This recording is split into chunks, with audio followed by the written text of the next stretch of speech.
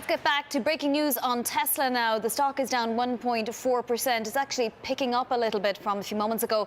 Pulling out all the stops to hit production numbers, we've seen internal emails in which Tesla executives urged people to really prove it to the haters, the quote-unquote haters, that they could ramp up production on the Model 3, also offering a limited number of workers to get off production of the Model S and Model X tomorrow, Friday, in order to work on Model 3s and ramp up that production. We have the reporter who broke all of this news now, Craig Trudell, joining us. Craig, tell us more. Very emotional emails. Yeah, Dana Hull actually is a reporter on this story, and she got a hold of these internal emails from Tesla manufacturing and engineering executives.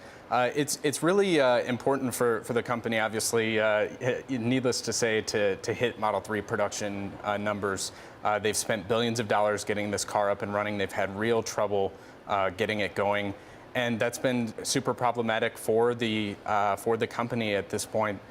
Because they haven't been able to get any return on that investment. But what does pulling a limited number of workers off of 2 production lines to put them on the Model 3 line for just a couple of days do when you're only producing maybe 200 cars a day, and really Wall Street was thinking you'd be up to 2,500 cars a day by now? Right, it's a good question. I do think that it's probably a situation where it's only going to be incremental, and one of the things that you see in these emails is this idea that they were at about 200 per day at the time that one of the emails were sent, and there was this urgency to get to 300 per day, which is closer to the weekly production rate that they've said that they'd be able to reach by the end of this quarter. So there was sort of an acknowledgement with this within this email that they are not at a pace where they need to be in order to hit their target. They still have some ways to go, but Romit, you are taking down your price target from 500 to 420. Why? Yeah, we did lower our estimates today based on weaker data around Model 3 production, but we're still quite bullish. I mean, it's interesting to me that the market seems to be ready to throw in the towel on this company right at the point where they're about to see their Model 3 vehicles ramp into production. They have a tremendous amount of momentum going into this major shift towards electric vehicles. Are you confident they can get to 2,500 a week, which is what they've promised? Gene Munster of Loop saying this morning on Bloomberg, no, that's not going to happen. No, I don't. So they have a Q1 delivery update coming next Thursday. I don't think they're going to hit the 2,500 per week announcement or guidance, but I think expectations are probably too low. I think the street's looking for them to come in at closer to 1,000 per week. I think they'll do better than that. Yeah, Romit, I mean, given the negative news that surrounded autonomous driving in the last week, whether it comes to Tesla or Uber, have you started to sort of question the whole autonomous driving experiment? I know Sanford C. Bernstein and Cohen and Group have been quite outspoken. Cohen says it's questioning autopilot leadership. Are you having doubts or not? No, I'm not. Look, the promise of autopilot is really that you can save a tremendous number of lives. Each year in the U.S., you have about 40,000 fatalities. And what Tesla has said is that by using autopilot, you can reduce the risk of an accident by 2 to 3 times. That's not going to eliminate the risk. And that's something that investors and regulators need to come to terms with. Using self-driving technology doesn't reduce the risk of an accident to 0, but if it reduces the number of fatalities from 40,000 to 10,000 or 20,000, that's a very positive outcome. Tesla is sort of a mystery to everybody. It has its haters, it has its lovers, it's a passion story. Look, there you can see the bonds just absolutely plunging. Ultimately, this is a story that has been sustained with debt that's gone toward burning piles of cash. Is this the tipping point where all of a sudden financing becomes overly expensive for Tesla? Maybe. Okay. It's certainly more... Take a stand. Yeah, exactly. Okay. It's certainly more of a tipping point than I've seen thus far. I mean, we've seen plunges in Tesla's stock before. We haven't seen it with the bonds so much, but then they've only been around since August anyway. But certainly, this feels like more of a moment. Well, see, here's what I'm struggling with. I was speaking with Joel Levington of Bloomberg Intelligence earlier.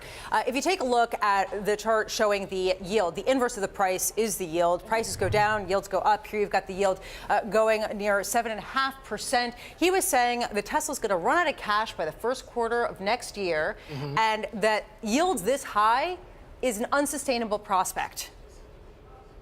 Go. It's certainly unsustainable if they're planning on filling their financing gap with bonds. That looks closed off to them now. So I think their only option this year, if they're going to deliver on the Model 3, if they're going to deliver on, you know, whatever the next project is, they're going to have to do an equity raise. I mean, Moody's said it in so many words last night when they downgraded the bond. And there are so many projects, right? You've got the Roadster, you've got the truck. What else do they have planned? Every single time Rockets, you think there's tunnels. an issue, yes, Elon Musk announces something new.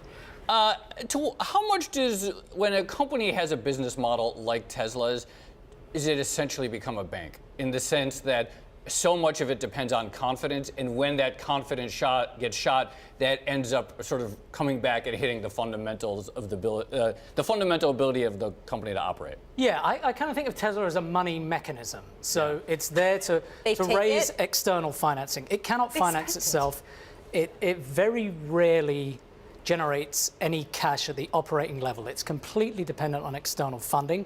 It's proven very adept at raising that thus far, but right now with both the bonds and the stock in free fall, that's got to be called into question. And we have this chart here, pretty extraordinary. Tesla's interest expense as a proportion of gross profit, in quotes, rising pretty substantially. So when you talk about the ability to finance itself, and you say it's not really doing it through its own operations, this is not the direction you want to see in this chart. No, absolutely not. I mean, it took a third of their gross profit margin in the fourth quarter. What this company essentially needs to do is deliver on the Model 3. It's essentially built itself to the point that it has to grow into a mass market car company.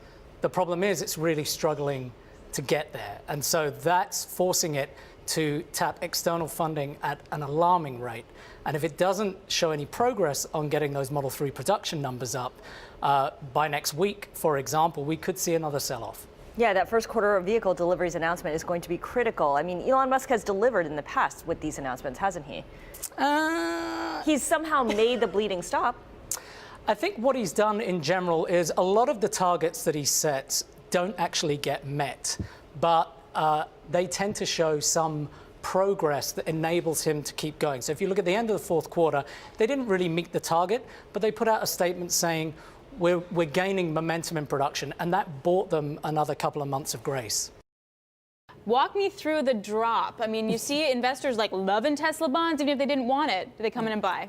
Exactly. Yeah, that's kind of been from the start wondering why would you buy a company that makes no money, especially in bond worlds when really you only care about getting paid back. It's not like you're the equity investor and you care about a stock that's flying so high. So that's been a concern really since August. And when the downgrade came last week, I think that really just put all those fears right, in the center spotlight again, especially as we come up this week on the production figures, which everyone has their eyes on. Well, and Molly, this is a real consequence if you own a Tesla bond, no question. It's also a real consequence to Tesla because they need to raise more money.